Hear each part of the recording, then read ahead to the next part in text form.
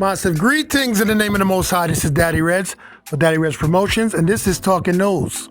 In this episode, allegations regarding Richie Stephens and a Miss General Ling, a former soldier. You know what to do. Like, comment, subscribe, share. Show that you care. Talking News is here. Yes, apparently, according to Miss General Ling, a former soldier over there in Singapore, she said that Richie Stephens allegedly raped her. I'm going to let her take it away. Bless. Hi everybody, my name is Elaine Lim. I am from Singapore, or somewhere in Asia. I'm Chinese. I am a beatboxer. I am a arts educator. I'm a content creator. And I am a survivor. This is my account of what happened on the 12th and 13th of November in 2019 in Melbourne, Australia, roughly 6 days after my 27th birthday. Before I start, I'd like you to understand that the reason for me getting this video out is because of the following reasons. 1, I want the truth to be known, and I want whatever that was done to me to be known. By who and what was done. I also want to tell the other survivors out there who may be watching this video that it's okay to hold your pup accountable.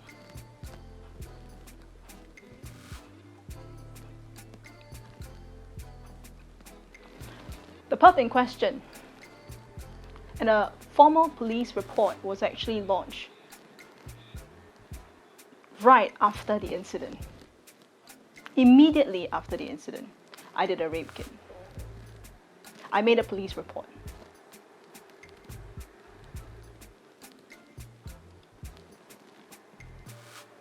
If it happened in Singapore, I'm sure he wouldn't have been able to walk away after he initially got called into the police station.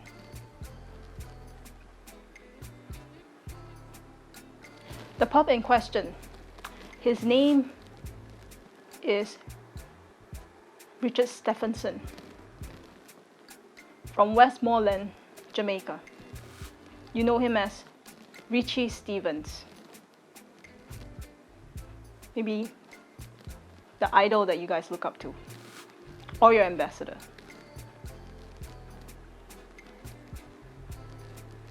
It's a shame that one of your ambassadors that was supposed to spread Jamaican culture during the tour that I was on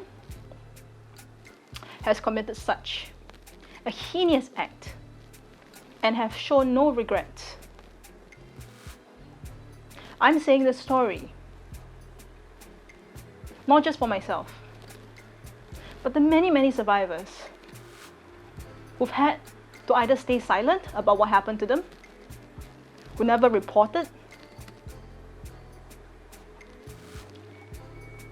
or who still lives with their pup, or walk around. This is a man that preaches religion. Seems like a decent man.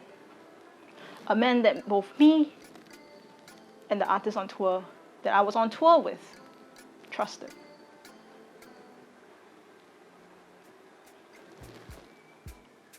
There are some facts that I would like to be clear.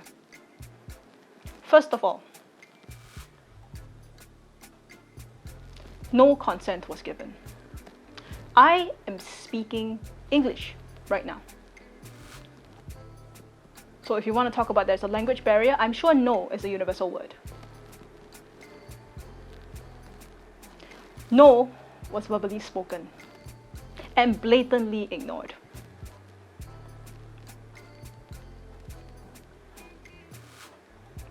I did not go into a hotel with him, for those people who have heard several versions of the story. We were staying together in an Airbnb with different rooms. We had a common living space, but that was it.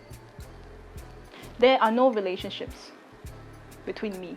In fact, I called him uncle because the first time he came into Singapore, he tried to stick his tongue down my throat. And I came from a very sheltered place.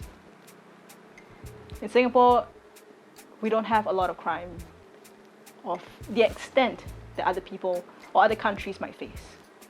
So I lived a very sheltered life. Initially, when he did that to me, all I did was I just closed my mouth, didn't allow it, but at the same time, as Asians, we are taught to respect our guests. The only thing I asked my friend at that point in time was, is this a Jamaican culture? Is this a Jamaican way of greeting? And that's when she said, no. This is the behavior that he is doing when he's flying the flag of Jamaican up high.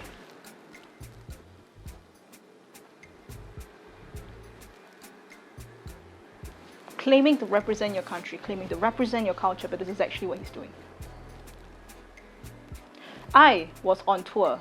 It's called the Jamaican Flavor Tour with my friend, who I was doing a behind the scenes for and managing several aspects of the tour.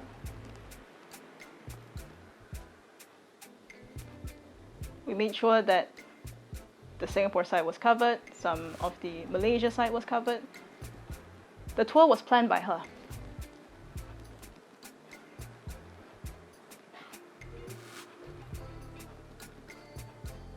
So, whatever rumor there was that said that we were Chinese girls who only wanted money,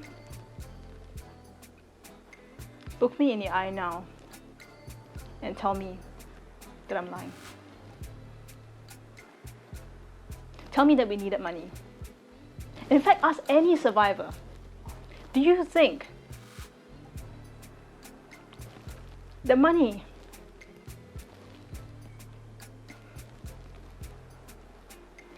can ever repay what was taken and what was lost? As much as I hate to say the word, Richie Stephens is the man that raped me. When my friend left for a studio and I stayed behind to do my work.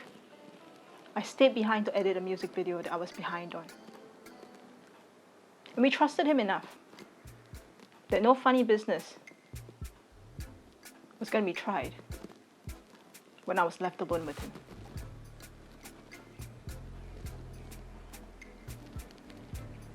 This is not the truth. He did take advantage of the fact that I was alone with him.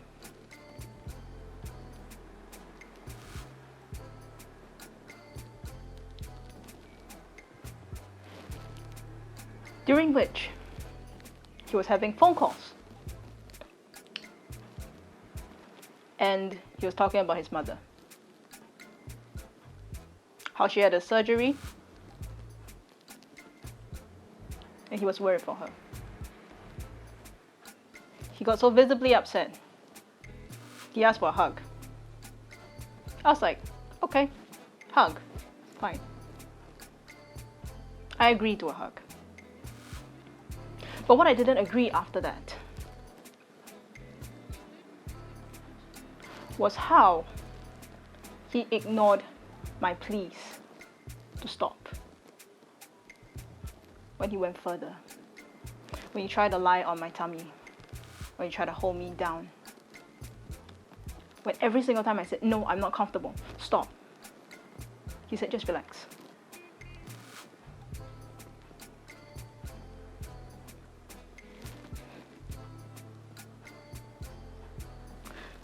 This happened in 2019.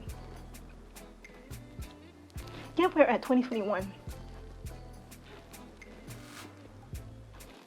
And I still remember every single aspect of what had happened. Do you think for a survivor it's so easy? It just stops there?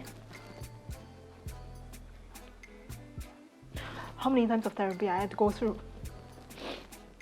The relationships that I've lost.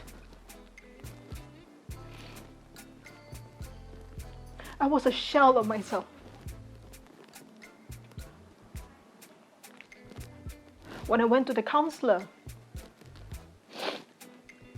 in Melbourne, her voice sounded so far away. I was disassociated.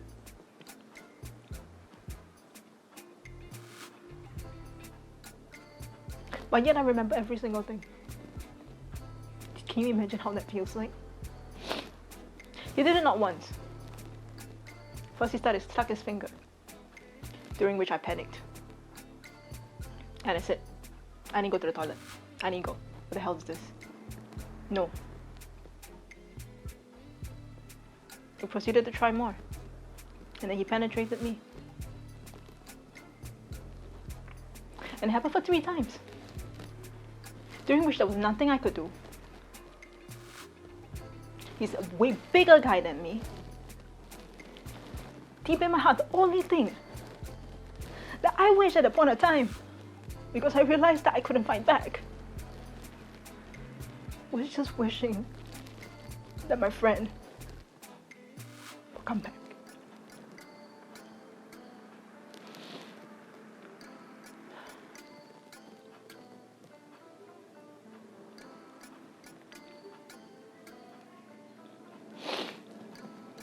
After I reported to the police, we left the apartment. I thought that this nightmare was just stopped there. It didn't, because the next thing he went to the media of Jamaica and said that the allegations were not true. But let me remind you this. If you go onto my Facebook, the only thing that I said was that I was sexually assaulted. I didn't name him. My friend said that she was going to pull herself off the tour because of the sexual assault. She also didn't name him.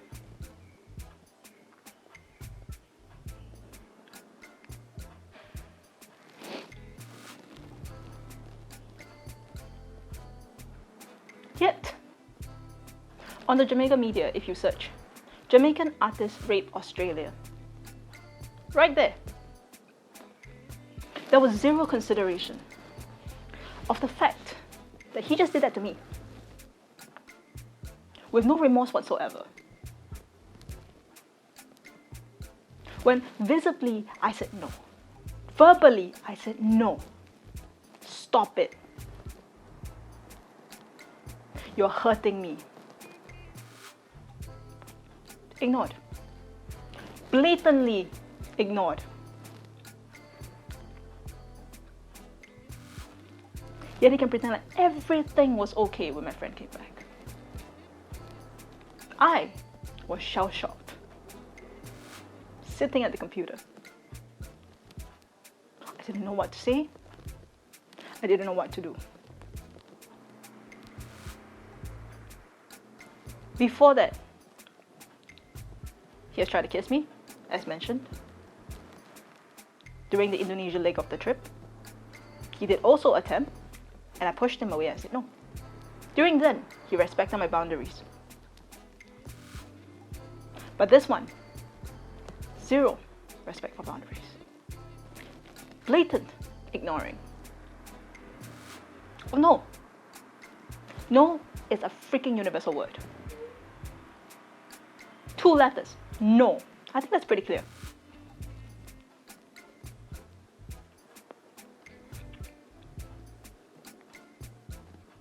So yeah, you did that to me. It has changed entirely my life because I lost not just a part of myself, I lost myself. I didn't know who I was anymore. You don't feel like there's an identity of anymore. You're caught in that constant trauma. You're caught in that constant reminder. Yet, here you are, saving your skin on the media, saying that the allegations are not true. What allegations? We didn't call you. You called yourself out.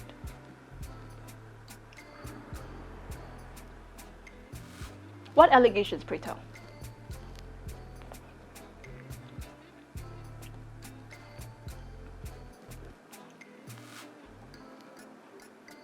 If you have heart, then you should be upfront, admit your mistake, and tell people what you've done. Not hide behind like a coward. Not run to the media immediately and spread false news. Journalists, isn't it your duty to actually fact check before you report? All the things I've spoken here are facts. They were in the police report. They were publicly shared. If you want to look for it, it's there.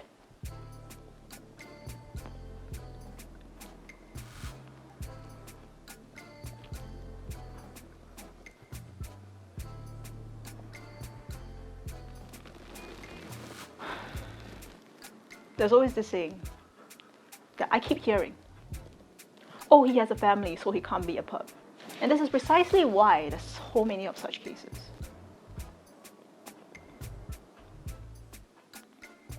Isn't it scary? The thought that the person next to you might be a perp, a hidden perp and you don't know it?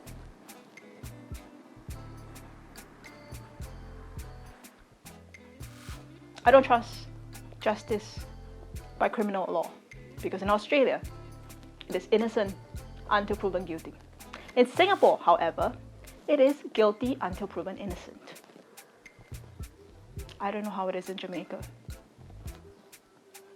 But I want to get this story out there.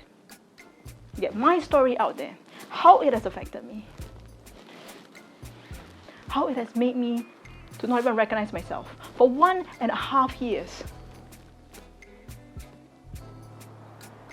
I was living in a dream where I don't exist, where everything was reactionary, where I couldn't eat, I couldn't sleep, I didn't want to shower, people couldn't touch me, I had to watch cartoons, I could only watch cartoons because the rest of things was so triggering.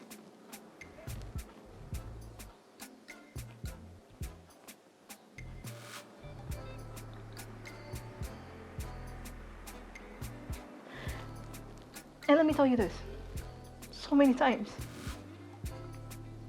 I've thought about killing myself because I didn't know how it was going to work. I prayed for justice.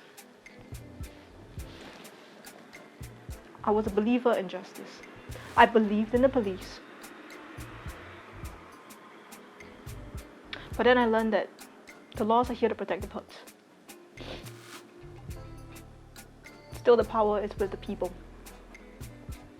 It's up to every single individual to decide what is right.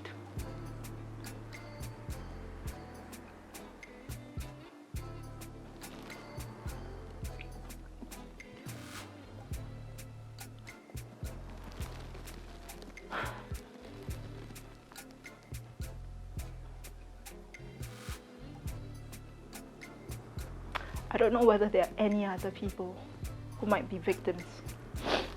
Under his hand, I don't expect you to come forward and say anything. This is my choice, And the only thing I'm doing is honoring my own choices. To upfront and call him out.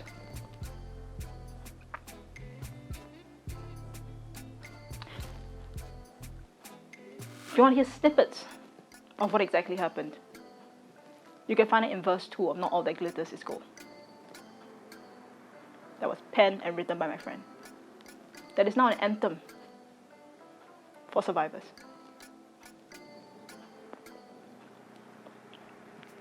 Let's not talk about Me Too. Let's just talk about this very horrible concept of how many people are pups in disguise, of how many cases I've heard, of how many red tape survivors have to jump through to seek justice and redress for their own case.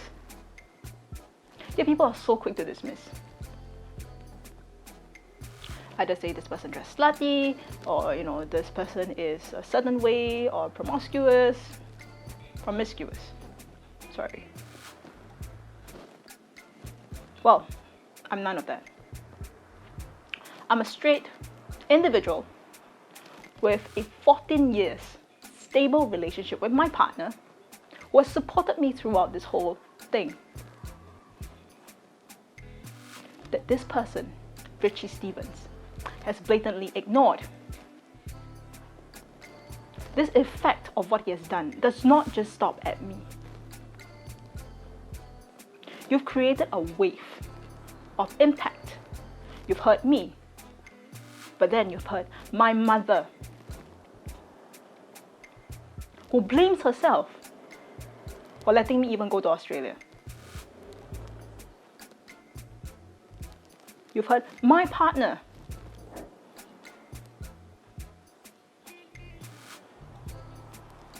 for not calling you out sooner or bashing you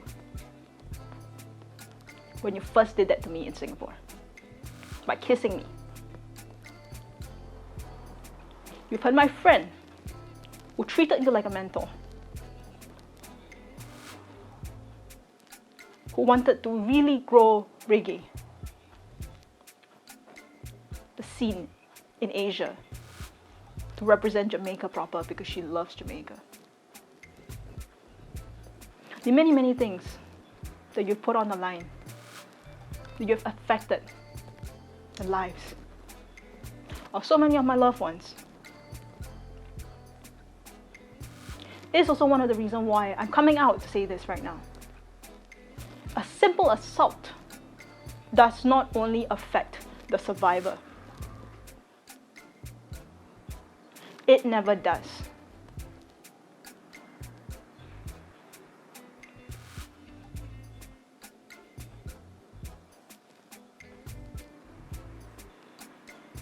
I'm not asking you to hold signs or picket rails. I simply want the truth to be known. I simply want my side of the story to be heard.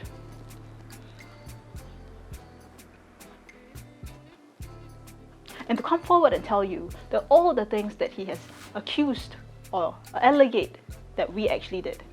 We're Chinese girls wanting money. We were this, we were that. Not true. My friend organized the tour.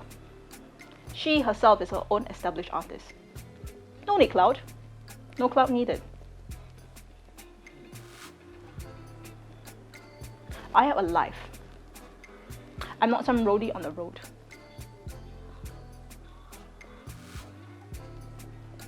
Not only was I documenting, I was also helping with the administrative stuff. I was very much a part of my friend's team. We trusted you.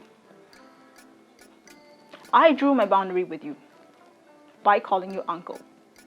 Because clearly, uncle means, yes, I acknowledge you're there, but you cannot touch me.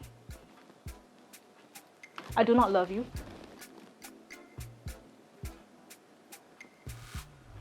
I'm in love with my partner. And we've actually kept in contact the whole time throughout the tour. All the way until the incident happened, and that's when I disappeared and he knew something was up. You have a family. Yet, Without a blink of an eye, you can still do that to me. You have a daughter. So who says just because you're a family man means you're a saint?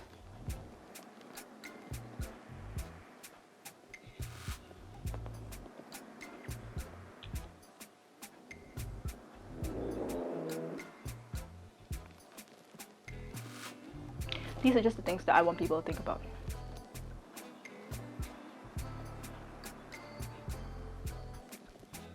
Again, these are all facts. Then you can look up. And I'm addressing just the other concerns that I've heard.